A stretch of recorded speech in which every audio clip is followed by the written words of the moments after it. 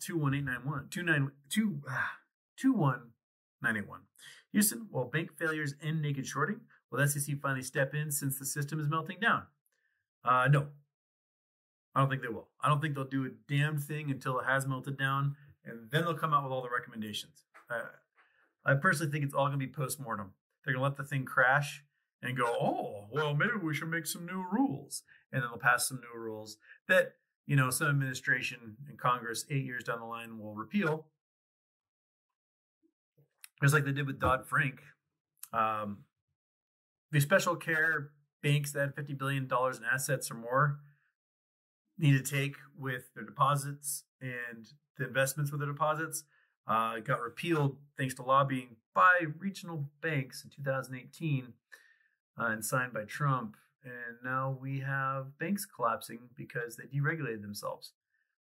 Take note, and I got people arguing in my Twitter mentions right now, when you deregulate things, oftentimes it results in the entity who wanted to deregulate imploding and dying. How dare you make me have a seatbelt law? I'm not wearing my helmet. And then they take off their helmet and they go and die. This is one of those cases. Norfolk Southern lobbying to get rid of the modernization in train safety. Oh, crash, cost us $1 gajillion. Let's deregulate the Texas grid. Oh, now everyone's freezing to death and their pipes are exploding and electric bills are $16,000 a month. Let's deregulate the electric grid in California. Oh, now it's $1,000 a month. There's rolling brownouts and Enron goes bankrupt. You want to do these deregulations and you want to listen to the business entities saying, oh, it's just slowing us down. It's costing us money. How much money does it cost you when your business goes bankrupt because those regulations weren't in place? All of your money. So see your compliance officers and your safety standards and your market regs all as guaranteeing you won't die. Either physically die or die via a bankruptcy. So, follow those regs, support them because they're keeping you alive, metaphorically and literally.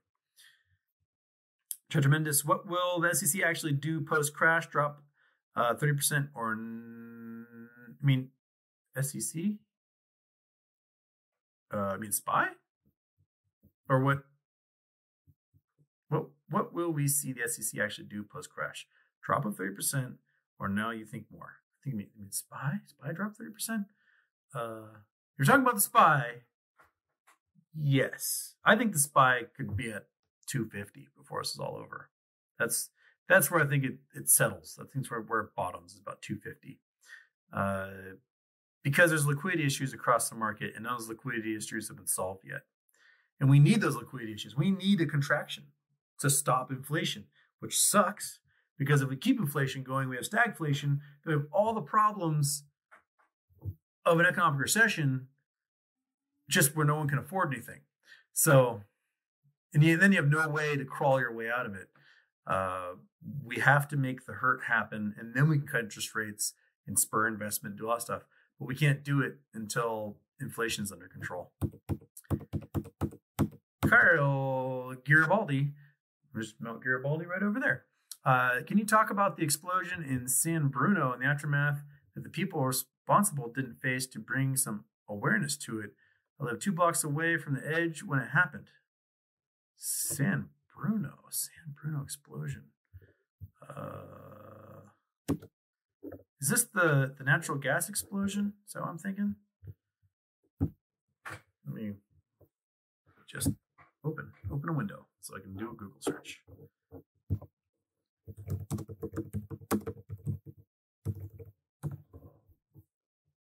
Yeah, pipeline explosion. That's right.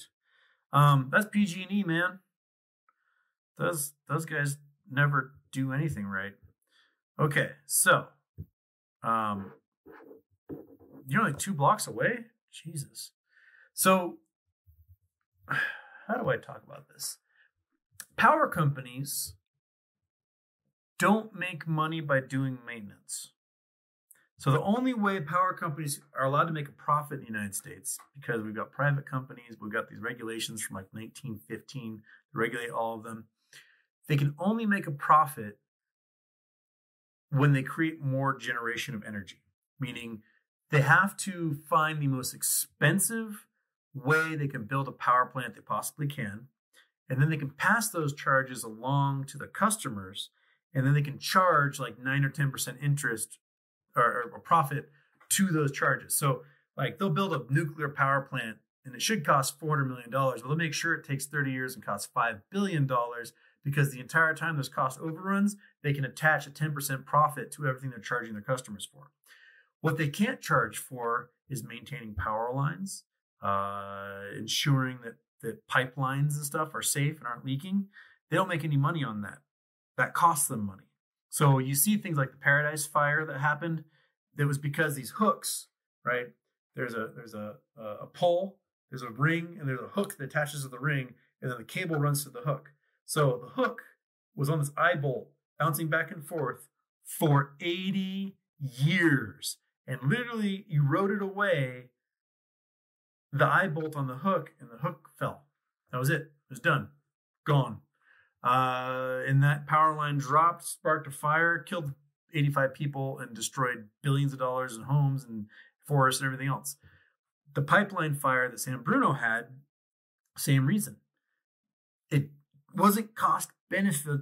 There was no cost benefit for them to go out and inspect the lines and make sure they were safe and make sure there's no leaks, because that costs them money and they don't get paid to do that. So it's cheaper for them to ignore those lines, let this thing blow up, kill a bunch of families, and have their insurance pay out and their investors pay out for the cost of loss of life and everything else. We definitely need to rethink how we manage the power market in the United States. And I mean, my solution is that things like water, sewer, electric should be run by the communities and be nonprofit.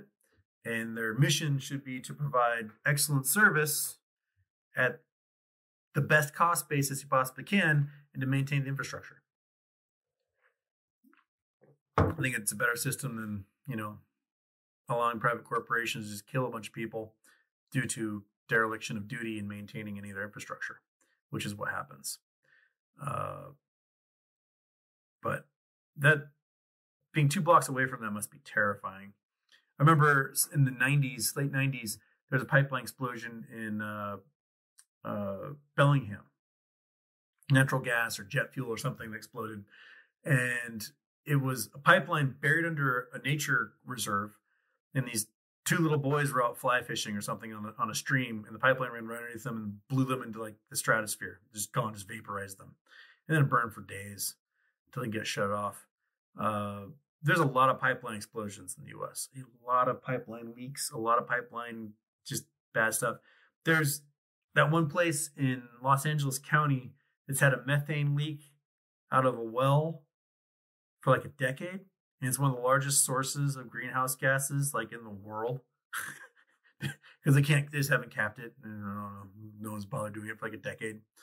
We're just shit at actually maintaining things and making sure they work right. We like to build it really nice to begin with, and then we'll ignore it over 50 years. It'll explode, kill a bunch of people, and go, oh yeah, maybe we should have inspected that every once in a while. But man, all right. Judgment is Houston. How did trading go flat today? Algos buying on red, Fed injections. How? I think because they halted everything that's supposed to go down. If they hadn't halted all those banks, the whole market would have just shit the bed. But they halted all those banks, and that's what kept it afloat for the day. Baby brand crypto is now a tool to pump money out of regular people. The premise it was built on has been hijacked. I mean, that's probably as good an assessment as anything else. Come on, click, scroll. There we go. Okay. Oh, do I have?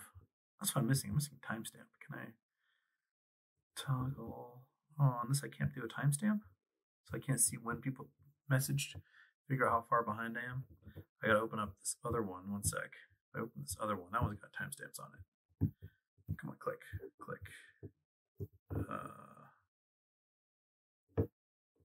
So, looks like I'm days behind. Okay, that's good to know. Go away. Sorry, just talking to. I've only got one screen here, which makes it absolutely a nightmare. I don't have a section. I should have brought a video cable. I could use that giant TV right there. I didn't think about that. I can have a 2-screen action going on. Oh. All right. Well, next time I get this condo in Whistler. Broke Nation, are you seriously saying right now that without government regulations, our businesses would die? What? Not any business I know. Banking, perhaps, but I've never known that to be the case in PS. In PS? What's? I don't know what your business is, but pretty much. I mean, yeah. I mean, you deregulate the mining industry, you get mine collapses and people die, and then they pay out a bunch of money to that, and it breaks the company. You deregulate safety on rail, people die, companies go bankrupt. You deregulate the power companies. Explosions happen, fires, people die. You deregulate safety in industry, and people start losing limbs, and kids get their arms caught in machines, and people get pancaked by sheet metal rollers, and ties get caught in industrial shredders. There's a reason why a lot of these regulations exist. Like, either the regulations exist because somebody died in a horrible way, or the regulations exist because a company died in a horrible way. That's why those exist. And yeah, they're a pain in the ass. And yeah, they might make things a little more expensive in the long run. But is it cheaper to pay $1,000 a week extra on some compliance officer or whatever for your business? Or is it cheaper to pay out hundreds of millions or billions of dollars because of some cataclysmic accident that was created because you didn't have that compliance officer or any safety regs? Buy now or pay later. That's kind of the way it comes down to. It would have cost Norfolk Southern $25 million to update their rail cars to modern braking and warning systems.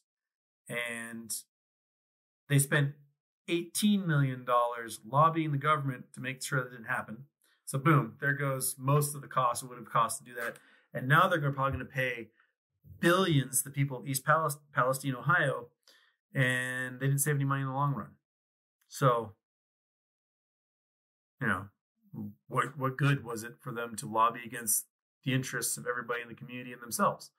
Oh no, they paid $25 billion or $25 million. Oh, that's too bad. It was $7 million more than you paid in just lobbying. So